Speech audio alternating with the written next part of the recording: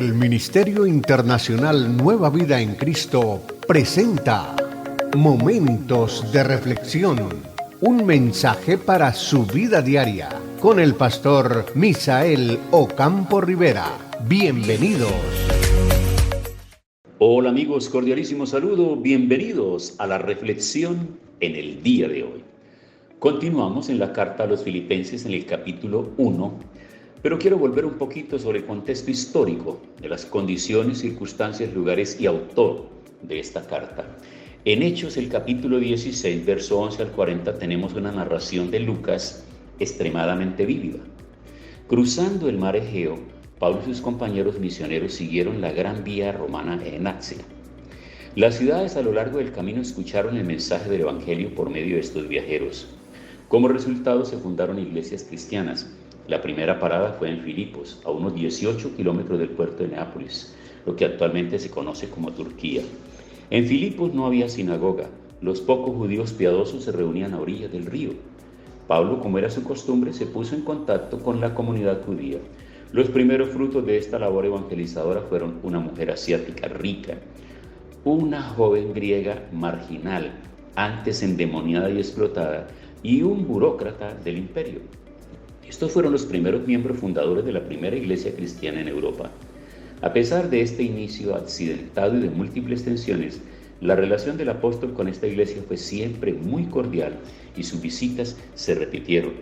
Esto lo podemos constatar en el libro de Hechos, capítulo 20, versículo 1 al 3, luego en 2 de Corintios, capítulo 7, versículo 5. Veamos ahora un poco de la estructura literaria y los temas principales. El motivo que lleva el apóstol a escribir esta carta es la gratitud. Da gracias a Dios por los creyentes en Filipos, por la donación que ha recibido de ellos y por la persona de Epafrodito, quien estuvo sirviéndolo, por medio de quien se le hizo llegar la ofrenda. Y Pablo responde en la única forma en que el ser humano puede y debe hacerlo, con un sentido profundo y gozoso de gratitud. A la gracia debemos responder siempre con gracia. Volvamos entonces ahora al capítulo 1 de Filipenses y vamos al versículo 12 en adelante. Hermanos, quiero que sepan que lo que me ha pasado ha servido para que se conozca más la buena noticia de salvación. Toda la guardia de palacio y los demás saben que llevo cadenas porque sirvo a Cristo. Además, mis cadenas han servido para animar a la mayoría de mis hermanos en el Señor a no tener miedo de dar a conocer ese mensaje. Es cierto que algunos anuncian el mensaje de Cristo movidos por envidia y con el deseo de causar problemas, pero otros lo hacen con buenas intenciones, por amor y sabiendo que estoy preso por defender la buena noticia de la salvación. Pero los otros proclaman a Cristo solo por figurar. No son sinceros, lo que quieren es causarme problemas ahora que estoy preso. Pero eso no importa, porque lo verdaderamente importante es dar a conocer a Cristo, aunque algunos lo hagan por razones equivocadas. De todas maneras, me alegra que se hable acerca de Cristo y seguiré alegrándome. Interesante, porque aquí el apóstol Pablo le está dando testimonio ahora a los filipenses acerca de lo que él viene haciendo, cómo lo hace de corazón. Recordemos que eso es algo que le ha sido entregado a él, que le ha sido revelado a él, que ha sido llamado exclusivamente para este tipo de trabajo.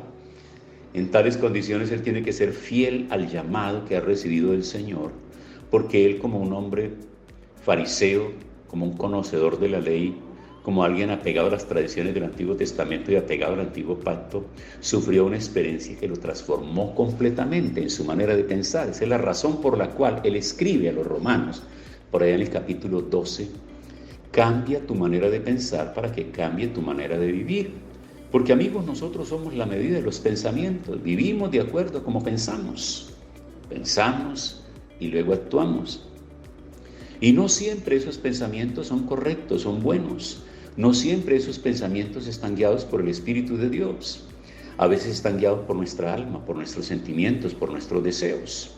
Pero él está diciendo, cambien la manera de pensar. Es que él lo experimentó. Él se dio cuenta que sus pensamientos eran pensamientos contrarios al plan y propósito de Dios ahora que el reino de Dios había venido a la tierra en Cristo Jesús. Ahora que había sido consumada la obra redentora en la cruz del Calvario.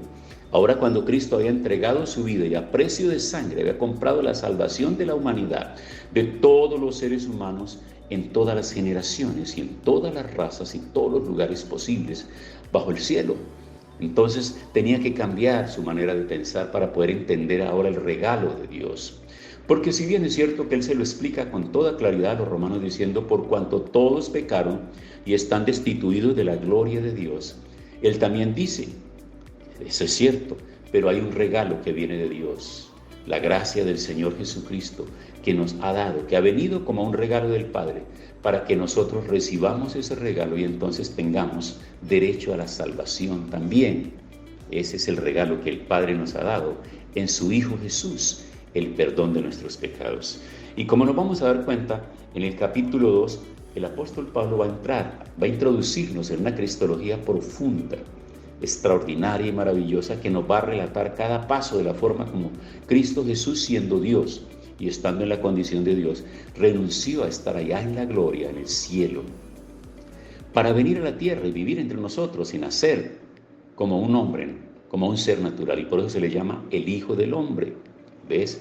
Porque tenía que tomar una forma humana para venir y estar entre nosotros, para transmitirnos su amor, su misericordia en persona, Él mismo venir, sanar a los enfermos, Él mismo experimentar el azote, el sufrimiento, el dolor y la angustia que se tiene aquí entre los seres humanos, en esa guerra constante y fratricida que hay en el mundo, donde como hermanos siempre los hombres se están viendo como enemigos, por la competencia, por las riquezas, por el dinero, por lo que sea, por el amor de las mujeres.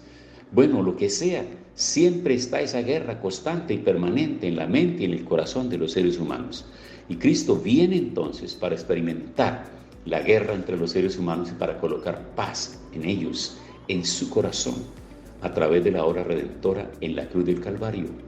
Y eso es extraordinario y maravilloso. Cuando pasemos al capítulo 2, vamos a profundizar en esa cristología y la manera como el apóstol Pablo está explicando a los filipenses esta parte tan extraordinaria y tan maravillosa que nos va a ayudar a nosotros a entender cada día más y más este plan y propósito del Señor. Entonces, en este primer capítulo, en estos primeros párrafos que van a ir concatenados el uno con el otro, está hablando acerca de la oración, está hablando acerca de la vida en Cristo, está hablando acerca de los cambios que se deben dar, está hablando acerca de las cadenas que lo llevan como testimonio que Él está aportando, como testimonio de que ha sido detenido, privado de la libertad, su locomoción le ha sido detenida, no puede seguir yendo a ningún otro lugar. Entonces escuchen esto que es bien interesante. Esto es muy interesante. Como los pasos no podían ir a ningún otro lugar, se dedica a escribir en la carta, ahí en la cárcel. Mientras está en la cárcel detenido, la palabra no está presa y no está detenida, porque ahora la revelación que ha recibido del Espíritu de Dios, Él la va a consignar mediante escritos, bien sea que Él lo haga con gran dificultad por la enfermedad de sus ojos, o que tenga alguien a quien dictarle la carta. Y es así como desde la prisión, entonces Él está escribiendo estas cartas, que se considera el conjunto de cartas desde la prisión. Entonces la palabra no está presa, no está detenida, ¿verdad? No hay ninguna forma que la palabra sea encarcelada. La palabra correrá como un río crecido, caudaloso. La palabra llegará a diferentes lugares. Y mire cómo estas cartas que Él escribió allá en la cárcel, estando en la cárcel, llegan hasta nosotros en nuestro tiempo. Gracias a la Biblia, a la palabra de Dios, que ha sido escrita para 1000 generaciones. Así que, amigos, yo quiero que en el día de hoy me acompañen a dar gracias a Dios, porque esas enseñanzas que sirvieron para los filipenses también sirven para nosotros en el tiempo de hoy, en el ahora, en el aquí, en el lugar donde cada uno de nosotros estemos, porque esta palabra es para todos los seres humanos. Acompáñenme en la oración. Señor, queremos darte gracias en el día de hoy por la palabra, por el testimonio de un hombre esforzado y valiente, que aunque perdió su libertad por un tiempo y estuvo en la cárcel, desde la misma cárcel sacó estas cartas y las envió para que fueran edificadas las iglesias de ese primer siglo y fuera edificada la iglesia en el tiempo presente en los diferentes lugares del mundo. Gracias por tener acceso a esta palabra escrita. Gracias por tener acceso a esta palabra inspirada. Gracias porque esta palabra viene a producir en nosotros cambios y transformaciones, como sucedió en la iglesia del primer siglo.